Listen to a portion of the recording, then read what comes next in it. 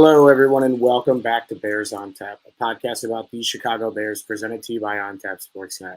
I'm your host, Brandon Suarez. You can follow me on Twitter at BDon300, and you can follow my co-host, Quinn, at ButtKissStats, and then Joey at Joey Knows Nothing. Today, the Bears played a football game. I should say this with a grain of salt. The offense played a football game, right? Because very quickly, and shout out to Butkus for pointing this out in the pregame, this is an over game all the way. And I honestly don't think I saw the Bears get a stop until the second half. But enough of the defense. Justin Fields in the offense came to play. Cole Kmet, 2 touchdowns. Justin Fields broke a record for quarterback rushing yards in a single game in a regular season game. Like, so much that we can sit here and be positive about after a game that we lost to a team that will most likely go to the playoffs. But before we get into all that, let me check in with the co-host. Quinn, how are you, my guy? Doing good, man. I mean, I'm amped up. That's 3 straight weeks of 30-plus points against playoff caliber teams that Justin Fields has put up. Like, the Dolphins defense wasn't as good as the Cowboys, the Patriots, but they're still a playoff caliber team. And the Bears were in that game down to the last minute. Like, I cannot wait. Add some draft picks, add some free agents to this team, give Justin Fields some dudes, and I've never seen this before. I'm in shock. I'm in awe. I don't understand how it's even happening, how an offense can play like this. Like, we have a QB. That's him. I'm excited, man. I'm excited. When you say it like that, it's fucking hilarious. But he is.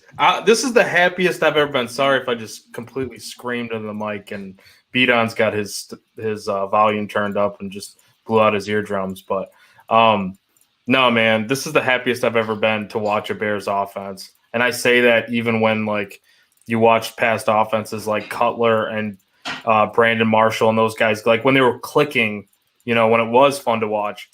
This is the most fun I'm having watching the Bears play football offensively right now. This is, like you said, man, build around him and build the chemistry up with him and Claypool and guys like that. I don't know. I don't know what else to say. I mean, we're going to get into all of it, but I'm just thrilled right now watching that. It was just like you felt like he was going to score or something crazy was going to happen every time they touched the football. I think the thing that resonates with every Bears fan, doesn't matter how old or how young you are, is like, when you imagine the team that you want to put together in the NFL, right, in football, say you're playing Madden, say you're in the front yard, say you're in your league as like a kid in Pee Wee, you always want to build around that athletic quarterback, right? If you look at the history of the Bears, we have never even seen someone that has like half the athleticism that Justin Fields has. The 61-yard run, Joey, I think you tweeted it. The know-it-all to have the pump fake while he was like basically like spinning, just the shit that he's doing, we have never seen a Bears quarterback do in our lives. And I don't know. I would say it's nostalgic, right? But we've never seen anyone do it. But I just think like we're sitting back thinking of like all those different quarterbacks throughout time that were able to hurt you, like the Steve Youngs, the Michael Vicks, all these different quarterbacks that were able to hurt you with their legs. We've never had a guy that was elite at it, right? And you see what it does for an offense. I know the Dolphins aren't the best defense in the league, but until the middle of the third quarter, maybe it was the fourth, they didn't register a sack. And that is in large part due to Justin Fields, his ability to see where the pressure's coming from. Obviously, we'll give a little bit of a shout out to the offensive line, but that man was getting up and getting out of there in a hurry, and he was making throws today. So it's like, did he turn the ball over? I think he was clean in that aspect as well. I don't think there was any turnovers. There was a penalty on one of them. Yeah, I think so. That one pick. Yeah, but it was offsetting penalties, so doesn't count. I think. I mean, I would assume. I mean, it's a friendly assumption, but that he saw the flag fly in the secondary on that play, and that's why he just threw a shot. Mm-hmm. I mean, we've seen him do that a lot. He's very aware of when he sees a flag come out, just go for a shot because it won't matter if it's a turnover. But yeah, and another thing I want to talk about is something that Joey brought to my attention before the game, and something that we even talked about a little bit before was that Mooney was going to get less pressure. Mooney balled out today. And then, I mean, Cole Kmet haters are they're drinking bleach right now. My man had 2 touchdowns. My man, yeah, I don't have anything else. If I say it, I'm biased, so I'll let you guys take it away from me. But we saw him with an end around. We saw him with 2 touchdowns. I think he had like 4 or 5 catches. Claypool, an debut, but That was kind of to be expected, yeah, though. you First didn't game. expect him to come in and be Randy Moss. I kind of did, but it is what it is. That's on me. But like, talk about where we won this game with our skill players, because just last week we had a very similar game, right? The Cowboys end up beating us by 20. We have a turnover to, quite frankly, not a real human being in Andrew Van Ginkel. Like, I know we talked about all the different people on this team that weren't human beings, and he was one of them. He gets a block punt return for a touchdown. They end up winning the game by 3. I'm not saying if that doesn't happen, we win the game. But no, it's true though. That is. Well, yeah, in a sense, yeah. But who knows what else would have happened? They probably would have scored on that drive anyways, because at that point we hadn't stopped them at all. They had just kept scoring and scoring. We got saved by the bell at the half, but well, I mean, I honestly think the defense is sitting there this game, seeing this guy's giving us a chance. This guy's keeping us in it, and like you said, like the D line improved as the game went on. I don't think that was all scheme. I think a lot of that is just believing that you're the one responsible if you lose now. Like on the defense, you're sitting there saying, this offense is balling out. They gave us 32 points here, and we got to get some stops. We got to figure stuff out here. We got and they came to play in that fourth quarter. They were making plays. And I think that's the impact that a quarterback who can put up these points has on a whole team. Like, they were in this game and they had to make plays, or else it's their ass on the line, Yeah, I mean, dude, I was begging for a stop in that second half. Like it felt like you said, beat on. It came to a point where I think it felt like the first stop that they got was in the second half, and I wasn't sure if that was right or not. But like, I think the actually, first stop was halftime.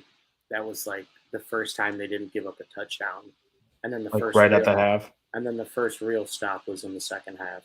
It was and even one of those was like, dude, Tua just missed I think it was the tight end. The tight end turned around. And Tua threw it as he turned around. Then when he turned his head back, the ball was there, so he wasn't able to make the play. But without having to see more than just a week, and two, I had the Chargers game on the second screen. I saw Khalil Mack literally rip the ball and someone's soul out of their body and completely flipped that game, even though the Chargers farted on their nuts to almost lose it after that. The Bears defense that we saw today is the worst iteration of the Bears defense that these two eyes have seen and can remember. I promise you, that was fucking awful. I know it's not about wins and losses this year, but in the first half, every time I looked up, Tyreek Hill or Jalen Waddle was in an area that if you threw a grenade instead of a football, the only person that's blowing up is Jalen Waddle or Tyreek Hill. And I hope people don't click just that part because that'd be awful. But maybe the referee, because the referee was in there on one of them too, actually. But the Bears defenders took zone coverage to a different level, to the point where it's like, yo, you gotta get in there a little bit, man. Like they were just getting bombed on. Yeah, I mean, I have a hard time assessing anything from the secondary right now. I believe the secondary is pretty talented, but the secondary can only do so much when the linebackers are, not getting great depth in their coverage and not fast enough to do anything when they do. And I mean, we saw it all game. They were killing the middle of the field between the safeties and the linebackers, that little hole right there, because the linebackers couldn't make up ground in it, and the safeties were further back because they're going to get burned deep because of that, or yards after catch because of that if they're not playing that deep. And with the defensive line the way it is right now, I mean, Tua got touched twice today. I wouldn't be shocked if this defense, the front six on the defense, we had 5 new starters come next year. I mean, it's not a unit that you can count on right now. There was one play where I saw Jack Sanborn attempting to cover Tyreek Hill, and I'm just You can't. Well, we talked about it in the pregame. The offense But dictates listen, man, matchups. They anyone dictate coverage matchups, and they're going to create that if you give Yeah. them the opportunity. And it's hard for the Bears not to give them an opportunity when your defensive roster is where it is. Poor Jack Sanborn, dude. I agree, though, because it's like, for the most part, all game, they were not getting any pressure at all, too. So it's like we knew this was an uphill battle for this secondary because of the speed. It's already an uphill battle once you start the game. And, man, like, you give them all that time, like, there's no way. And then you got guys playing on hills, too, like, that shouldn't be in certain situations. It's like, man, I really don't understand. But, that's just what's going to happen when you're just that outmatched. You're outclassed in that department when you have a team that, like the front seven, like you said, Quentin. I feel like, we could be talking about maybe it's up for, like, are they going to go in free agency for the defense and, like, really spend big in free agency for the defense and then just try to draft high-profile offensive players, like, towards the upper rounds? Or, like, I don't know. I'll tell you what I think. I think they're going to be taking one of – I mean, it all depends on where they draft. But if they're in the top, 7 picks, there's a real chance Will Anderson falls to them or Jalen Carter out of Georgia. The defensive end is Will Anderson. The 3-tech is Jalen Carter. And I think they're going to have a really hard time passing on either of those guys just because you're not going to find an edge rusher like that or a 3-tech like that in free agency. You won't. They're not available. Dude, Will Anderson is a freak. I will lose my mind if we get Will Anderson. But yeah, part of the conversation when Poles told Eberflus that Roquan Smith was no longer with the team was like, yeah, so I got a job for you this weekend.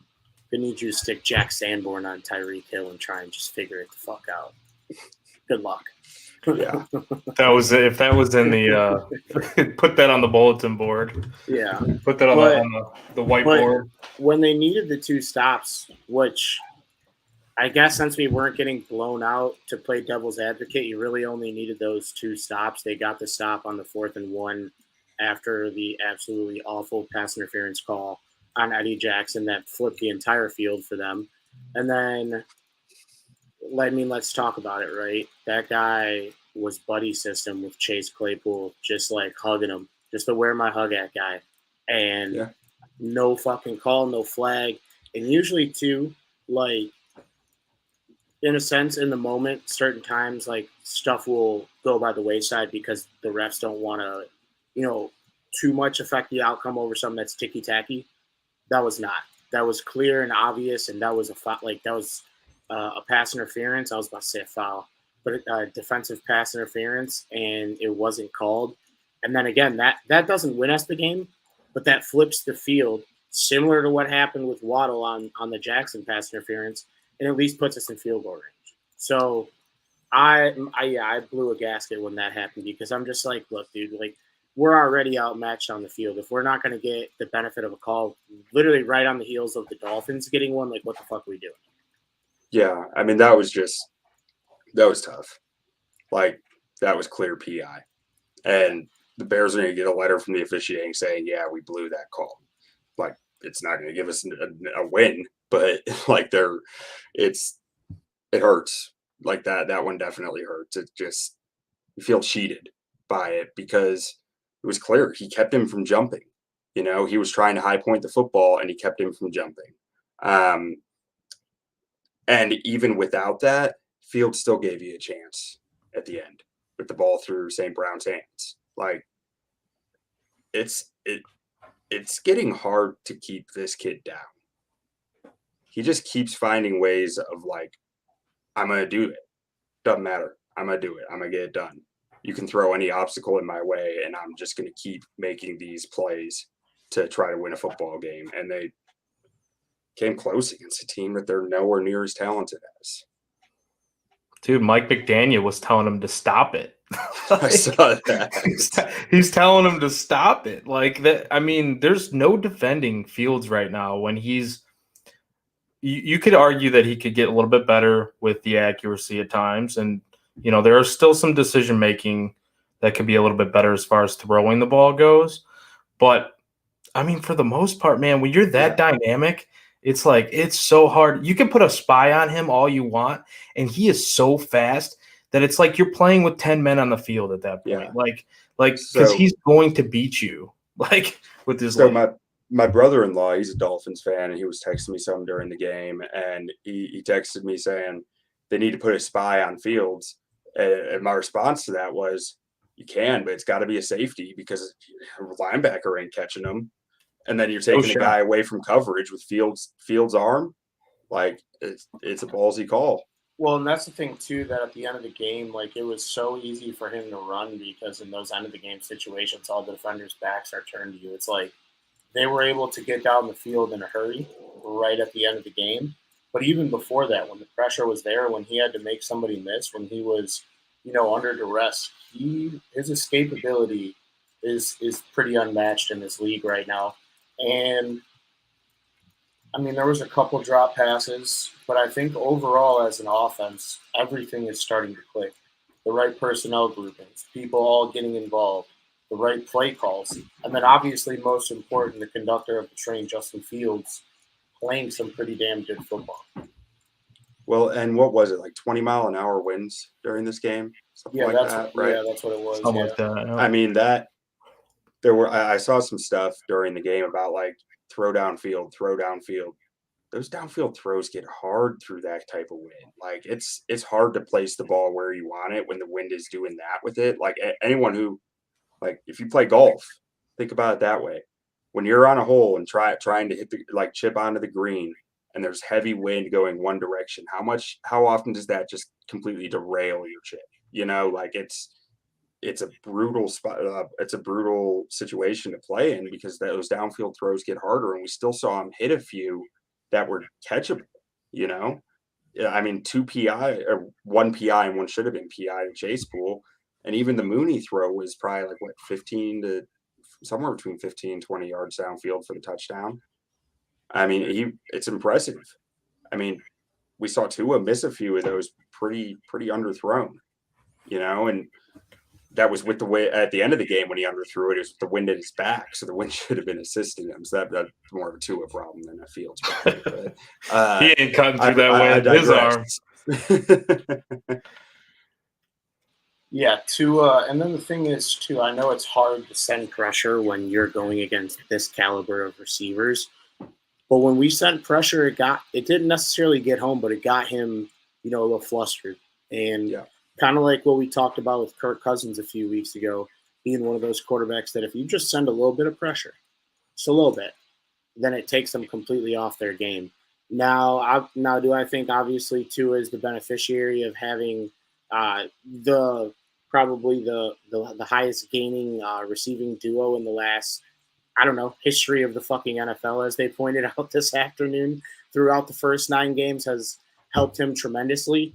But if you throw him with our receivers, right, not looking like how Fields is looking. So he got bailed out too. Like we had talked about the PIs already, but it's when we couldn't get home, we would send pressure, and it felt like Tua was back there for fucking 10 seconds at a time.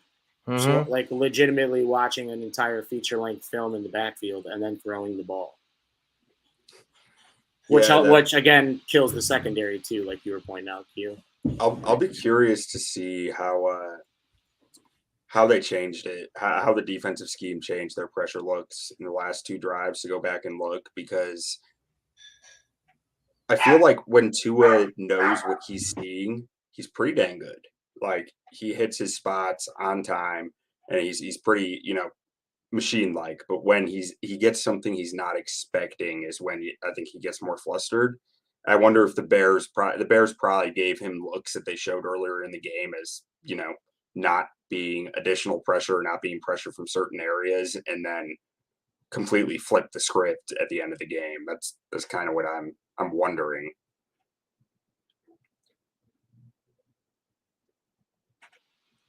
Sorry, I was trying to shut the dogs up over here. Oh, no, you're good. I thought we lost you again. For you guys that don't know why we started so late, is we're having technical difficulty because we're all fucking big doors. Yeah, just blame it on me like you always do. That's fine. I said we, Jagoff, but I guess, it was really just Joey. It was my fault. It was. We were kind of waiting for Q too, though. So, not to throw him under the bus either. But once we just miraculously got it going together, he popped up on the screen like, "Oh yeah, I'm here."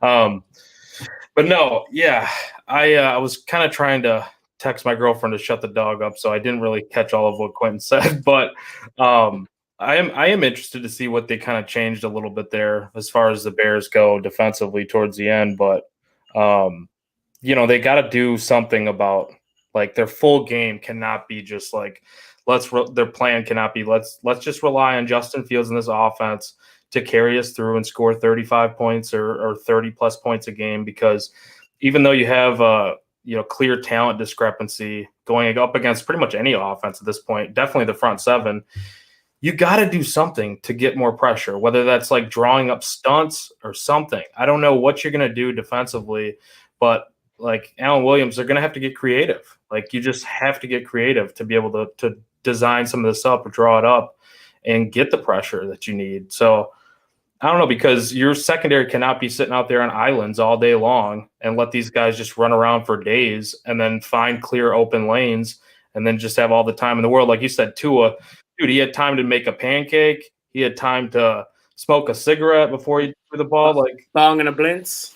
Yeah, smoking a pancake. Yeah, no, literally, he was chilling back there. But I don't know.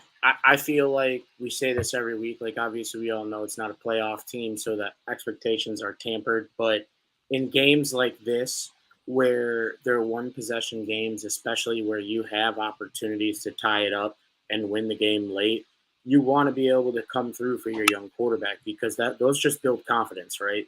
I know everyone's already catching on to, like, what's going on in Justin Fields' career as far as the progression, right? Like, he looks like the best quarterback from his draft class. But we need him to get those moments under his belt so that when we're actually in those moments for real or we're in the playoffs, he's been there before as an NFL quarterback. Like, what do you think? If you had to pinpoint, what would you say is like the most meaningful game that he's had in his career? You can't, because they've all just been regular season games that we've, for the most part, been out of contention.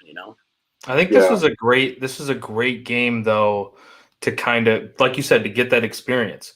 You're in the crunch, you're fighting from behind, the game's on the line, and Justin Fields covered that spread today, dude. Not only did he cover the spread, but he gave him a chance to win the freaking game. If you come out with a catch right there, if you get a PI called right there for Claypool, you can't even I can't even say like, oh, Justin Fields came up short today. He didn't. He emptied the bucket. That's what he's been doing every week. It's the third time this year where he has shown up big at the end of a game and got let down. I mean, the Vikings game with Smith-Marset drop at the first down marker, the Commanders game where he threw 2 touchdowns that were both dropped in the final seconds, and then today where another drop in opponent territory on 4th down where he placed a perfect ball in there. I mean, I do not have any question so far about Fields' ability to step up in a big moment and make a play when he needs to, because he's shown many times this year that he's capable. It's just whether those around him are capable as well. Yeah, no, and Ryan Poles is probably flying first class, staying in billion-dollar hotels while this team just has shit players right now. But yeah, it is what it is. We saw what we needed to see out of the kid today. I think for Mooney, as Claypool starts to get more acclimated and some of these other receivers start getting more acclimated in the offense, will continue to flourish because less attention will be on him. And I know Claypool didn't necessarily have the production that you wanted to see, but I could see the vision and see what they were trying to work out for him. Well, what was the PI call in the first quarter? What was that, like 40 yards probably? That doesn't go on the stat sheet, but that doesn't go on there, but that's an impact. I mean, I don't think N'Keal Harry is drawing that same PI. Technically, he drew 2 of them, really. Just one wasn't called. One wasn't called, because it was a very similar play, honestly, almost even the same spot on the field. Yeah. But I will say, though, just before I lose my train of thought, I didn't like how many screen calls there were at the beginning of the game. I thought at the beginning of the game, not that they were bad, it just seemed like a lot in a row. A lot of screen calls and a lot of sweeps. And, like, Montgomery, what are you doing running Montgomery on a sweep? Like, he doesn't have the speed to be – Like some of that stuff. I know Komet was like his was successful. Yeah, don't say Like, anything about that. I didn't That like was his. I didn't I like liked some the of that. success of it, but I didn't like seeing it. Yeah. So I don't know. I think athlete. some of the screens was what I was saying about the heavy wind and downfield throws was probably just like trying to get in a rhythm before you're testing the waters too heavily on that. But I agree, it was probably too many in a row. I just felt like they were catching on. It was like minimal yardage too for some of that stuff. Yeah. Like it's like, okay, yeah, you want to kind of make them think that and then go over the top, I guess. Like later on, maybe you're setting it up for later in the game, but I don't know.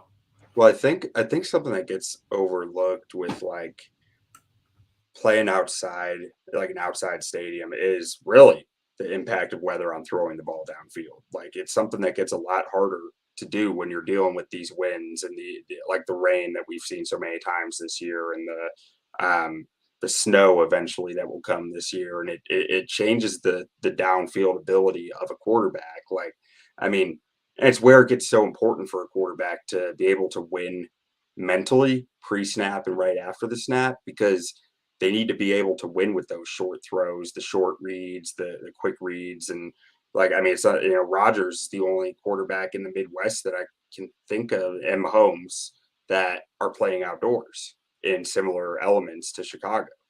And Mahomes is a guy who has unreal arm talent, and Fields has that too. So you hope that he can have that same success in those elements. But Rodgers, I mean, the arm talent's amazing, but like he wins mentally when he can't hit those downfield throws. And that's an area where you still want to see Fields continue to improve at. So we have a comment that I honestly think is from Ryan Poles' burner, because I don't understand the context of it. But he said, yeah, the Falcons have been losing all day. So, hey, Mr. Poles, how are you? Sorry. Ryan Pace lost today as well. We understand that. But and then we have another comment in here from Scott from Iowa. I'm just kidding, Walter. I'm just messing with you. And then Scott said, "Send St. Brown to the moon." I think it was a tough play to be made, but it hit his hands, and we all know the rule. As the unofficial written rule as fans, if it hits your hands, you got to catch it. And especially in that moment, Fields did everything he could to even get to the edge to make that throw. Like you said a few minutes ago, Quinn, we got to do better for him in these situations. It's on the personnel. So, and to give St. Brown some props, because I'm sure he'll be just getting wrecked all over for the next few days. But that first Komet touchdown isn't a touchdown without St. Brown's pancake of a block. Yeah, the Notre Dame connection. I mean, we really have like the best blocking receiving core, like here too. Like St. Brown, one of them. Now you add Claypool. You still got a couple other guys that can make some big blocks. Harry's a big dude. Like, I mean, yeah. I like Claypool. What they do. Getting Claypool unlocked Komet. Beat-on called it. Yeah. He couldn't score a touchdown for ages, and now he's got two. He doubled his career total touchdowns today. He won the last game. Fucked up shit too. So when I went to bet that Claypool thing, that Claypool and Bears to win bet, it originally just randomly brought me to the 2 touchdowns or more page, and Cole Kmet was like the first name, and I didn't take it. And I don't even remember what the odds were, but they were basically Bezos. Like it had to have been like, because for Cole Kmet to score once is like plus 500, right? Yeah. Something like that. It's basically like a 2-leg parlay of 2 plus 500. So yeah, like plus 3,000. But I don't know. I think it opens stuff up for everybody else, because with a guy like Chase Claypool, he's such a physical specimen that there's only a couple other people that are built like him in the NFL. And he's obviously not as talented as a DK Metcalf or an AJ Brown, but it's a similar size and a similar build.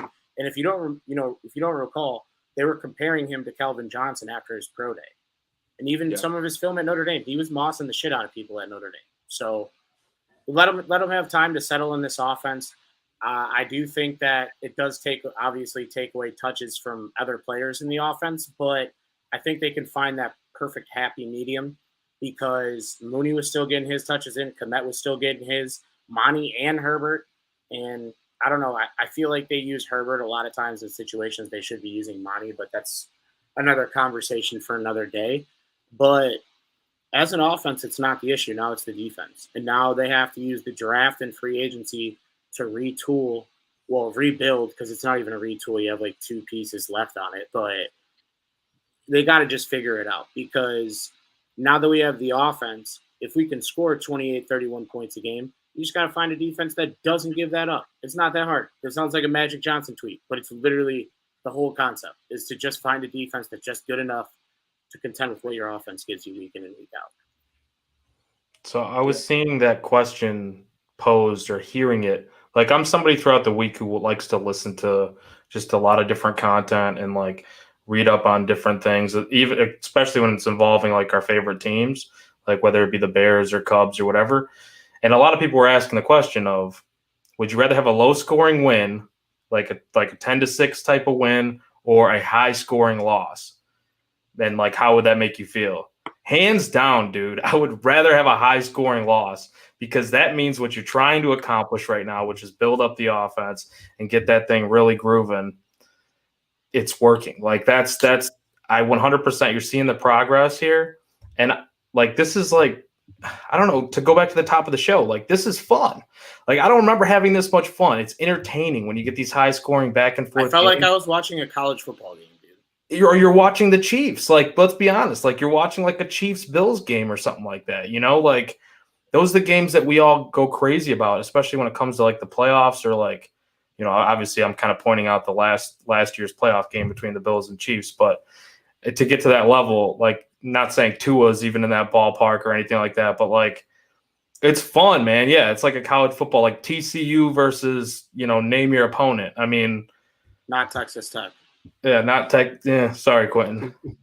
But yeah, dude, like, I don't know. I feel like this offense can go in and contend and hang with anybody, right? But yeah, once you put premier players at different positions on that offense, it's going to be even better. So, yeah, it hurts losing all the players that we've lost, and it hurts having to trot out whatever fucking defense we trot out on Sunday each week. But the offense, if anything, has gotten so much better from week 1 and training camp to this point that things are looking up. And it's not the question of, is Justin Fields the guy? Because if you remember like a month ago, right, Bears Twitter was all like, I don't know if Justin Fields is the guy. Like everyone was freaking out like we were going to have to draft a new quarterback. And yeah, I don't think that's the case. I think you just need to put players around him and hope to God that you put enough around him before the end of his rookie contract, and hope that he stays a Chicago Bear. Yeah. I mean, it's one thing to go down, 21 points in the first quarter and then end up putting up 30 while the other team scores 50 on you. It's a whole other thing to stay in the game all game and still score 30. Like, I mean, you weren't against prevent defenses. You weren't in garbage time. You were putting up points that really truly mattered, and that means a lot to me, because like we see all the time the garbage time kings putting up stats and putting up numbers, and it's a completely different feeling than what we watched today. It's like the Jameis Winstons of the world, like back when he was with the Bucks, like putting up all those like garbage time, like huge air yards. And yeah, man, it just has a different feel to it. Like you said, you feel like you're in the game the entire way through. And it really held out hope. Like, we're hitting Bears money lines plus 700 live. Like they could win this game if they make a freaking stop. Yeah. So like, well, they made the stop though. So they did. They did. I mean, Jalen Johnson had a great play on that one. I mean, he just like threw his hands up. He looked like he actually got beat, but then, the kind of underthrow. Yeah. But the underthrow still reactive, but still great job on the play to, he ain't getting a loaf on it. I know that. Yeah. Because he didn't stop. The other play that stood out to me on defense on that last stop, they got the fourth down, I think it was. They drew up a design that Kansas City used to love to do with Tyreek Hill, where they fake him to a side and they get him open out in the flat, and Johnson read it like a book, covered him up, and that's why Tua had to go to the other side of the field, because the play that they drew up wasn't there, and he had to go to his second read, which missed. Yeah, and I think if you look at the performance for what it is, right, like defense wasn't helping him out, and like you said, Quinn, he kept fighting back. He kept coming back and giving us a touchdown each drive. I want to say we didn't see much from Trenton Gill today. And another point, like you said, too, is 32 hard-earned points. That's an important thing. That's something that we can remember, like, when we get into another shootout later on in the season, like, hey, Justin Fields has been in these moments where he knows he needs to get a first down or he knows he needs to get a touchdown, and he'll use his legs if he has to. But I truly think that this was one of those games that you're just thankful that he's on your team, right? Because so many times in the past we've had to go up against this guy. I know you guys remember when we were probably all kids, you had to go up against Vic. We had to go up against Lamar Jackson a few years ago. I mean, having an athlete like Fields on the field, they even said it on the broadcast. He runs like a fucking running back. He runs like a gazelle. He runs like, I don't even know. It's magical. It's literally a work of art. Like the second he leaves the pocket until maybe when he slides, that's when the art stops. And we'll still work on the slides, obviously, because he was a baseball player. So he should be a little bit better at that. But you got to like what you're seeing. Other than that, do you guys have anything that you want to, shine light on, even though we did end up losing? When he does slide, though, he does have that beautiful, like, baseball slide pop-up-esque. Like, when he's, like, confident and he's going to slide and he knows it, it's kind of beautiful the way he does that little pop-up, hit the bag, and pop up, like, slide. That's why he gets hit on him, though, man. I know, because he's doing a pop-up slide. I know. It's like you want him to protect himself a little bit more, but yeah, man. I mean, there's just plays that he makes that's like when it looks like he's going to get brought down in the backfield, and he escapes out of it and just picks up 20 yards. Like the one play, I think it was a third down too. I mean, there was a couple of them, a few of them, but the one third down, I got up out of my couch and I like head-butted my door. Dude, like I don't like, and I'm like, it wasn't that hard, it was a little gentle headbutt, but like stomping around the living room here because it's like, dude, how the fuck did you avoid that and then pick up like 20 yards? Like, it's insane what he's doing. Yeah, Bears on tap, where we're headbutting doors and serving meatballs for dinner. Let's go. Every night. a meatball door witch. I mean, I know the feeling you're talking about. Like I was on that run, that 60-yard touchdown run. I was the same way. I was just like, I couldn't contain myself. It was just like he should have been tackled 3 times, and he just like that short area burst he has is so special. His ability to just see that vision and burst, the combination is incredible, and it's just, I mean, it's why he's the new single game rushing champion for a quarterback. And I'm so glad that Beaton said Mike Vick too, because he broke his record today. He broke Mike Vick's record today for a single game. I think Kaepernick in a playoff game had 180 something. So like that's the only. And you know who that was against? Who was that against? The Green Bay Packers. Oh, wonderful! And look where they're at. Who are also in the mud. But oh my god, dude! It's so beautiful to see their fall right now and our ascent. It feels like. Yeah, about as positive of a post-game loss recap episode that we could have, because as you can see, the guy that's right behind Quinn is confirmed him, and we will continue to see Justin Fields get better week in, week out. And hopefully by next season we can have a winning football team. Now, obviously, there's still a lot to play for left in this season. I'm not afraid of when we have to go to Green Bay, or we play the Lions twice, like we play the Vikings still, I believe once. And yeah, there's still a lot more wins on this schedule. Just probably won't end in the form of a playoff push. I don't think we're on the graphic anymore now that we've slid to 3-6. But I don't know. I'm excited to see what the future holds, and I feel like we'll finally know what this team's all about come the end of this season, and we see what type of moves they make in the offseason. Yeah, I mean, we got Detroit, Atlanta, and the Jets the next 3 weeks. I wish we had the Jets next week, because there's no way they would beat the Bills and then beat them after they beat the next week. But I mean, they could be sitting at 5-5. They could keep themselves alive on that graphic. Is that Atlanta game at Atlanta? Yeah.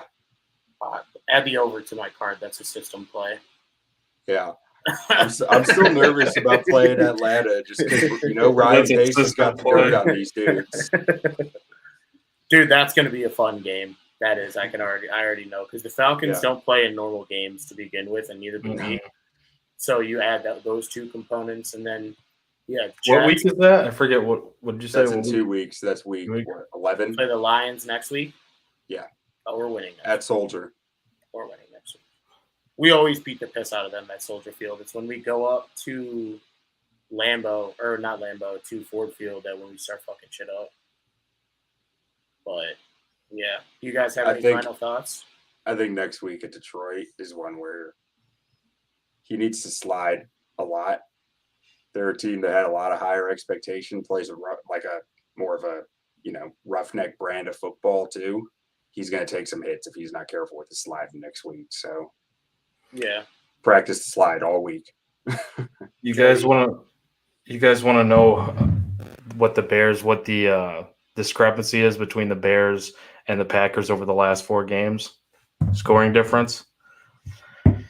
The Bears have outscored the Packers 101-57 over the last 4 games. And the Packers played the Lions today. Oh, that feels good. It just makes my heart warm. Those are my final thoughts, man. I'm feeling good. I hear you. I'm feeling good right now. The Bears dropped this one 35-32. Justin Fields breaks the single-game rushing record for a quarterback in a regular season game. A lot of bright spots, mainly all on the offensive side of the field. Definitely not on special teams or defense today. But saw some fight, and we're back at it again next week. We'll be back with you guys on Thursday to prepare you guys for the Lions at home this upcoming weekend, a game that we probably all feel, and hopefully we can get everybody back on the predictions of all of us winning this week. But we won't be back with you guys until Thursday night, and we do appreciate you for tuning into this week's show of Bears on Tap. You can follow my co-host at Joey Knows Nothing for Joey, at Butkus Stats for Quentin, and then you can follow our main page at Bears on Tap, and then myself at BDon300. We really do appreciate you for joining us today, and bear down. Bear down. Bear down.